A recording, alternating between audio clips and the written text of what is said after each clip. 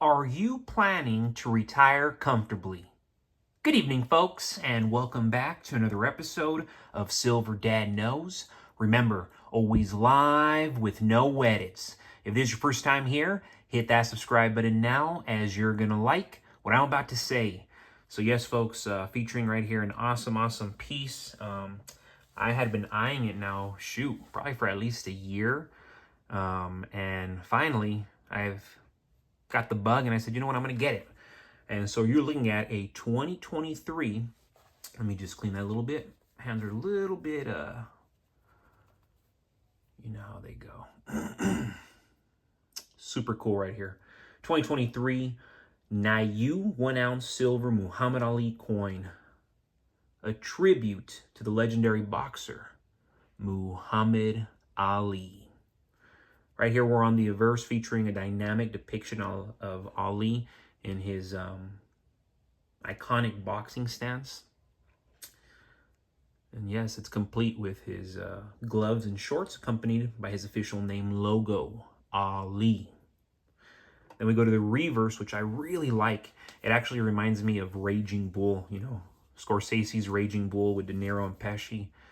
Awesome film, and I mean, this really, I don't know if that's what they were trying to recreate or if it's just coincidence, but the reverse showcases a silhouette of a boxing ring.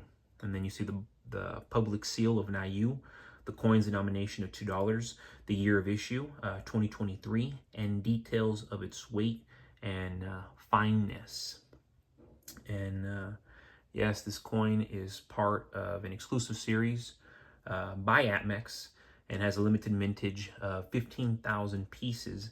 Each coin is presented in a protective capsule, and I think that's awesome. I love that because these are excellent when it comes to preserving, brilliant uncirculated silver. And look at that gorgeous finish right there. Awesome. Muhammad Ali, celebrated as the greatest, was a 3-time world heavyweight boxing champion, and he had a pretty impressive record of 57 wins and 5 losses. Cassius Clay. Then, of course, he became Muhammad Ali. Awesome commemorative coin, and I would say it serves as a fitting homage to his enduring legacy, because even to this day, he's so relevant, especially in the boxing world, which still continues to persist, even though so many of us are convinced that practically every single fight is rigged. Some of them, no. You see these knockouts and you're like, okay, that couldn't have been rigged, when both people are getting knocked out. But then there's other ones where, okay, clearly rigged. Hate to bring up that Mike Tyson fight, but I really believe Mike Tyson would have destroyed Paul, but money. And real quick, folks, quick shout out to my loyal subscriber, and this is Slammer7625. I've bought lots of silver off eBay, have never been burned.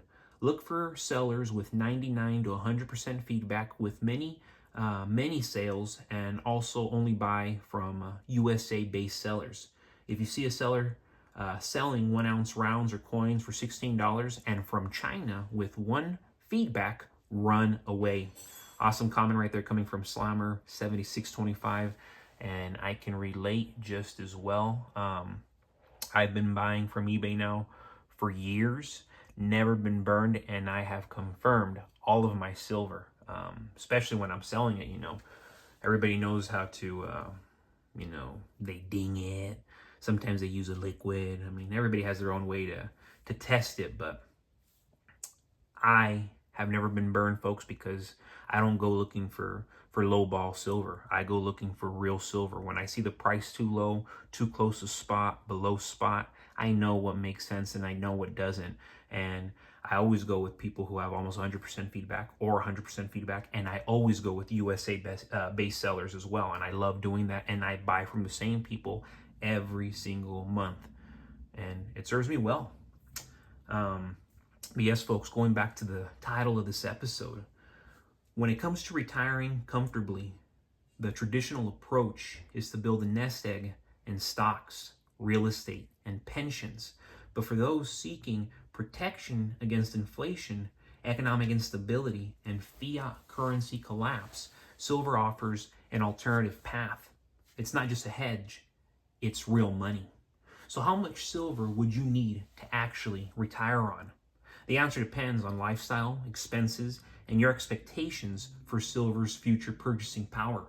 Let's assume your goal is to retire with the equivalent of $40,000 a year in today's money.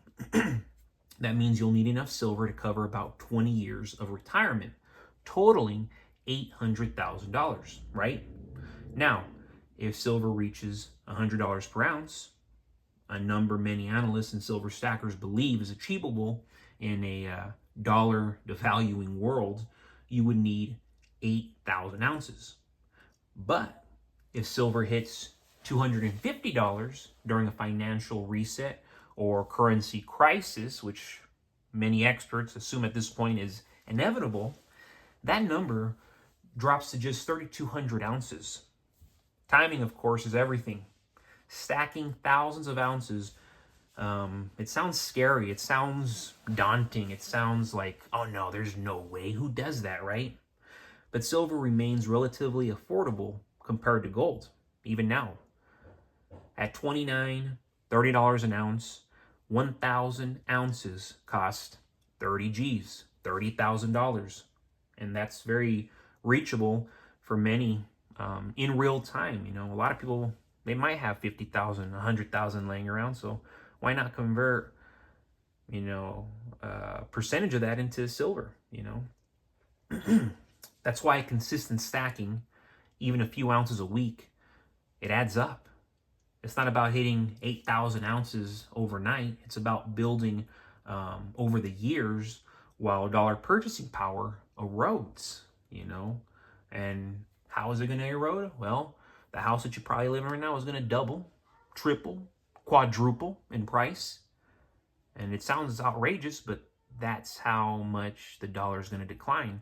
And that's also why salaries are going to double, triple, quadruple. Not everybody's, of course, not everybody's.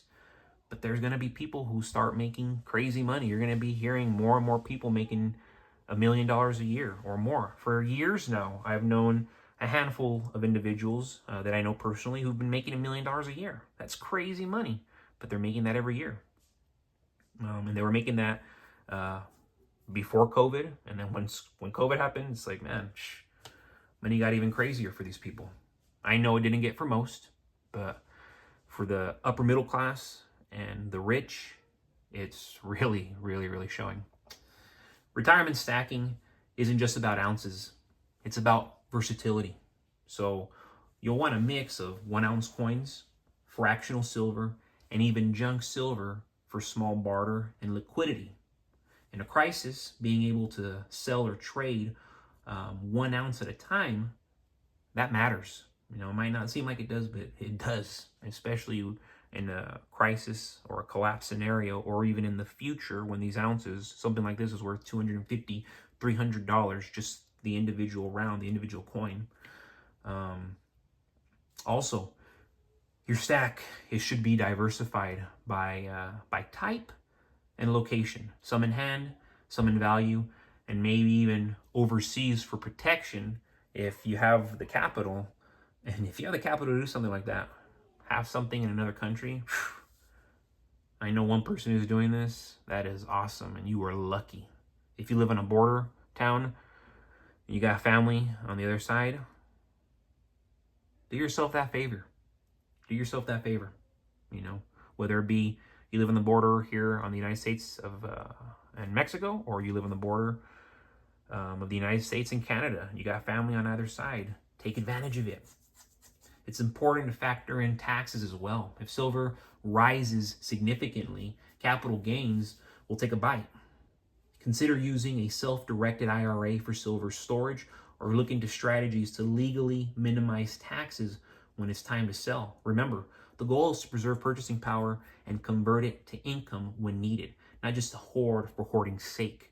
And going back to what I just said about selling and taxing, if you do it like where I'm from, here in the great state of Texas, it's very easy to do a portion here, do a portion there, do a portion here. nobody knows much, and you take the money. You don't got to report really anything, especially if you're dealing with individuals, and that's how they love it. And of course, as a seller, that's how I love it. In the end, silver gives you freedom. Whether you stack 3 ounces or 10,000 ounces, it's about controlling your own future and, securing your own future, securing yourself from a crumbling system. The more self-sufficient your retirement plan, the less you'll worry when markets crash or fiat fails.